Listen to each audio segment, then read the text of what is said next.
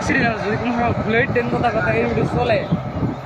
বাবা বলেন, ভাই বলেন এবং নিজের পেটের সন্তান বলেন, কেউ আপন হয় না।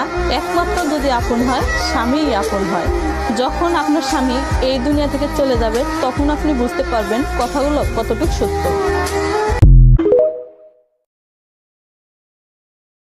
এই ভয়েসের কথাগুলো শুনুন, লাইক কমেন্ট করতে হবে না, খুবই গুরুত্বপূর্ণ একটা ভয়েস। ভালো লাগলে শেয়ার করবেন।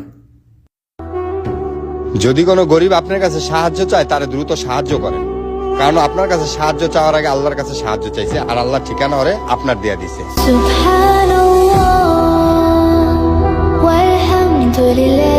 কিসের বড়াই করো রে মন, কিসের বড়াই করো, হাওয়ার গাড়ি বিকল হবে, একটু সময় পড়ো। কার জমিনে বাঁধলি ঘর, কেবা মালিকি তার, মিছে কেন করো রে। ধন সম্পত্তি টাকা পয়সা দিয়ে আপনি কি করবেন? পৃথিবীর সবচেয়ে বড় সম্পদ হচ্ছে মানুষের মানসিক শান্তি। যেখানে পাবেন সেখানেই চলে যাবেন। কেউ মানুক বা না মানুক,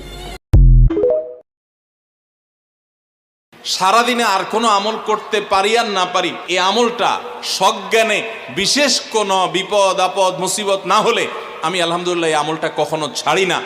আজকেও শুরুতেও এই আমলটা আমি করে নিয়েছি। এই আমলটা আমরা অনেকে জীবনে আজকে প্রথম শুনেছি, অনেকে হয়তো আগে থেকে জানি। আল্লাহ নবী সাল্লাল্লাহু আলাইহি সাল্লাম যে বলেছেন, সকালে পড়লে সারাদিন, সন্ধ্যা পড়লে সারা রাত, রাতে শোয়ার সময় পড়লে, বিশেষ করে রাতে মানুষ ঘুমন্ত অবস্থায় নানা রকমের ক্ষয়ক্ষতির আশঙ্কা থাকে। এই সব ধরনের ক্ষয়ক্ষতি থেকে আল্লাহর নিরাপত্তা এসে চলে আসে। আল্লাহ তার হেফাজতে জিম্মাদারি নিয়ে নেন, দায়িত্বশীল হয়ে যান। সব কিছু থেকে যথেষ্ট, সব কিছু থেকে আল্লাহ তাআলা তাকে নিরাপদ করে দেন। এই বিশ্বাস, এই ইয়াকিন নবী সাল্লাল্লাহু আলাইহি সাল্লামের কথার প্রতি আমাদের আছে না নাই?